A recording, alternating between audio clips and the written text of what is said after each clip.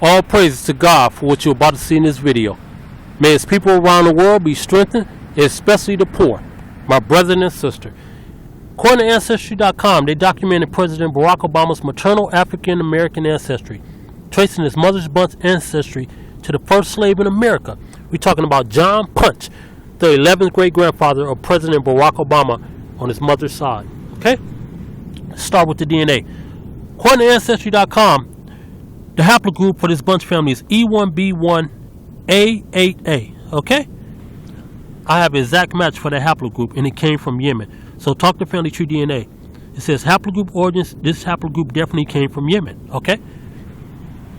When you look at the mutations for this bunch family right there it is right there. The bunch family, his descendants. John Punch's descendants. Okay? Right there. These 6 markers that I have highlighted right there.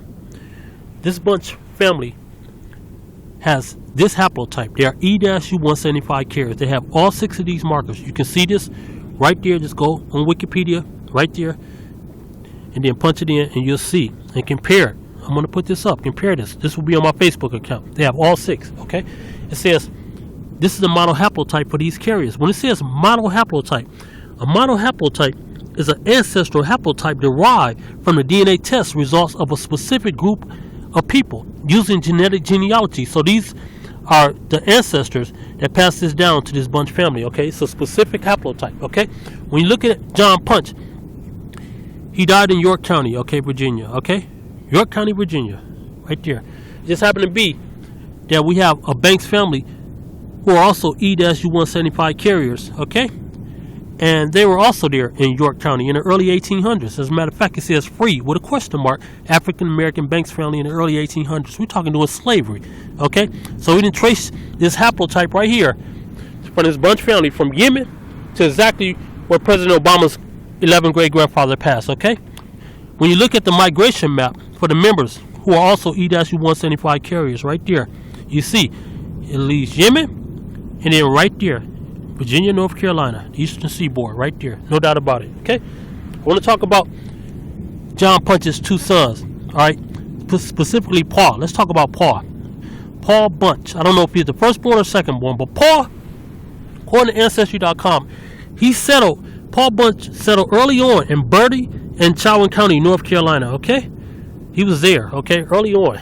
As a matter of fact, Paul died in Chowan County, North Carolina in 1726. According to Ancestry.com, okay? They got this up for all to see. So he was there. His seed was there. You see right there? You got a great-great-grandson getting married in 1747, okay? Married to Miss Sarah Adams in Chowan County, North Carolina. So they were there. When you look at Chowan County, North Carolina right there, it was named for the Chowanock Indian tribe, okay? Founded in 1668, this county was, okay? So it's been there a long time. They've been established. When you look at the Chowanock Indians on Wikipedia, it's not much information up on them. It says they were the largest and most powerful tribe, okay, in present-day North Carolina, okay? It also says their descendants had to serve with the United States, or they did serve with the United States colored troops, okay? Some descendants moved to Ohio and Indiana. Known descendants, okay? Right there. Here's a look of what the Chowanock descendants look like. Right there, she's absolutely beautiful, stunning. This photo is from a celebration called Powwow, you know, that Native American tribes have every year to celebrate their heritage. Okay, here's another sister right here. She was also there. Okay, moving on to the language. Right here, I went to FDI Chowanock. You can punch in any Native American tribe. Okay, but I punched in Chowanock. It says that they link to the Powhatan tribe. Okay, the Powhatan language actually spoken according to FDI Chowanock. Okay. Right here, the Powhatan tribe, okay, that's the same tribe that Pocahontas came from, okay? Right here. Matter of fact, it's an island named after her called Pocahontas Island, Virginia. And it's the oldest black community in the United States. Interesting. I have a most distant ancestor come from Hadramaut, Yemen. A paternal ancestor of mine went to Suriname, South America, then eventually to the United States. I also have the same haplotype. I'm an E-U175 carrier. I have all 6 markers. Family tree DNA, but I have the basal. In other words, I have the basal. It's extremely rare. I come from the bloodline that gave this bunch family this marker because my haplogroup is E1B E1B1AA8. Okay, this bunch family is E1B1AA8. They test positive for U209. I'm negative for it. Okay. As a matter of fact, I found in Family Tree DNA database Elijah Freeman. Okay, an Indian. Okay, he's in haplogroup Q. That's his kit number 177132. He was positive for U175.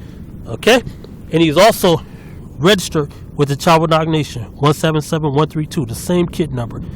Ain't that something? So we linking U175 to these Chawanag Indians. Okay, and me can explain how did U175 go from haplogroup E, miss everyone else, and then me and the haplogroup Q, Native Americans, end up with that mutation? You know, the DNA community needs to explain that. Okay, when I contacted Family Tree DNA with this information, you know, of course they made an adjustment on my account, but originally I had 10 matches from the United States out of 2,500 or so men being tested. Okay, and now of course I have. It says a Native American. You know, after I found Native American haplogroup Q with that marker, it says Native American. But what happened to my other 9?